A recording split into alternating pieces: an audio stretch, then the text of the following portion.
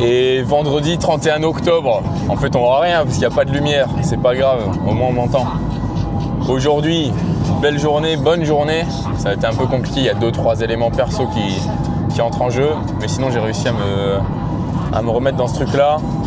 J'ai commencé un peu à regarder toutes les stratégies inbound, outbound, ce sont des nouveaux mots que j'ai appris. Donc là, l'idée, ça va être de se remettre correctement, écrire des posts LinkedIn. Je vais rester sur la niche mobile, je pense, parce que c'est ce que je maîtrise, c'est ce que je vends. Et donc, je serai peut-être plus convaincant à vendre un service que j'ai déjà pratiqué, plutôt qu'un nouveau service où je pars de zéro. Mais l'idée, ce serait que j'en profite pour me diversifier. Enfin, pas me diversifier, mais m'intéresser un petit peu plus à cette idée d'intégrer l'IA dans des boîtes existantes et surtout gérer leurs coûts. Mais pour l'instant, je me dis que le but, c'est simplement de vendre une ou deux premières prestations pour prendre confiance et rien de tel que de vendre des choses que je maîtrise déjà, quoi. Donc peut-être qu'on me dira que c'est saturé ou autre. Même si c'est saturé, je pense que j'arrive quand même à attraper premièrement des leads, avoir un appel avec eux et puis si tout s'aligne, les closer. Ça, ce serait vraiment magnifique. Je suis certain que d'ici un mois, c'est faisable. Il faut juste réussir à prendre confiance.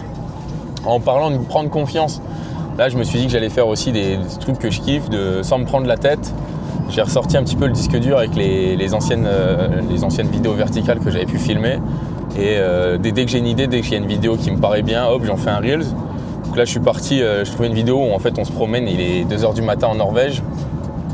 Je l'ai mis dans CapCut, j'ai fait un truc sympa et tout avec une petite vidéo trending. Parce que du coup l'avantage c'est comme j'ai l'application native d'Instagram sur le PC, je peux aller beaucoup plus vite avec la souris et tout ça. Le seul truc c'est qu'elle a tendance à pas mal cracher, mais c'est mieux que Instagram pour le web parce que c'est moins fait pour.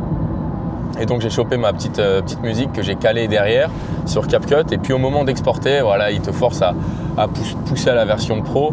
Moi, je trouve ça vachement dommage parce qu'au final c'est un logiciel qui est vachement moins poussé que DaVinci par exemple.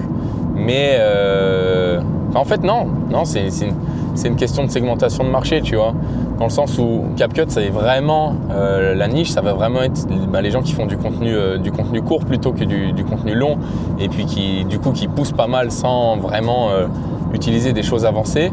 Mais ce qui est cool, c'est qu'il y a pas mal de fonctionnalités qui sont orientées vers ça. Par exemple, sur la preview, on peut afficher les boutons sur TikTok et tout pour voir si on a mis un texte, pas que ça vienne en conflit avec ça et tout. Cette fonctionnalité-là, c'est pas mal par exemple. Mais de là à lâcher 25 € par mois, là je suis aux prémices de créer des choses. Pour l'instant, je me dis que ça en vaut pas la peine. Donc je suis reparti, j'ai continué mon reel, je l'ai fait sur DaVinci. C'est un peu plus chiant parce que du coup, il faut un peu connaître les settings, tout ça. Là, j'étais un peu rouillé parce que c'est des choses que j'ai quand même appris en 2024 avec ma petite aventure YouTube. Mais c'est pas grave. Là, je suis assez content. Le reel, ce que j'ai fait hier, il a fait plus de 3000 vues, un truc comme ça, 80 likes. Donc c'est une petite stat, mais ça fait plaisir surtout de voir qu'il y a des gens que je connais pas qui ont et de 1 liké et de 2 se sont abonnés au compte via ce Reels. Ça veut dire que ça intéresse quand même des gens. J'ai vu que ça a été partagé aussi 10-12 fois. Donc 10-12 fois sur 80, ça fait 1/8. Je ne vais pas pousser plus loin, mais ça doit faire quoi, 12 ou 13%, j'en sais rien. Mais voilà, et là j'ai poussé le deuxième Reels. Étonnamment sur YouTube Short, ça marche pas mal aussi. J'ai gagné 2-3 abonnés sur la chaîne grâce à ça. C'est beaucoup plus rapide que de faire une vidéo longue de 15-20 minutes. Mais bon, là c'est pas du tout le même axe dans le sens où c'est un peu impersonnel là, les vidéos que j'ai mis. La vidéo d'hier, c'est moi qui me casse la gueule en ski, mais c'est pas moi qui raconte quelque chose. Moi à terme, j'aimerais bien pouvoir filmer des projets quand je vais me balader au Kyrgyzstan et tout. Mais au moins là, l'avantage c'est que l'exercice que je fais déjà juste de vous parler comme ça, de te parler, de vous parler, de toute façon il n'y a personne qui regarde ce truc là, donc on peut se tutoyer, on est intime. Du coup, cet effort que je fais là c'est quoi? C'est la 6e ou la 7e, j'en sais rien. Ça aussi j'aime bien, tu vois, j'ai vu qu'en seulement 2-3 jours, le process il est rentré. Au début je savais pas trop quoi dire et tout, là je lance le truc, machin, à la fin boum, je récupère la caméra, je la branche au Mac et je l'upload. Le seul truc qui prend un peu de temps, c'est comme j'ai pas de box à la maison, ça se fait en 5G.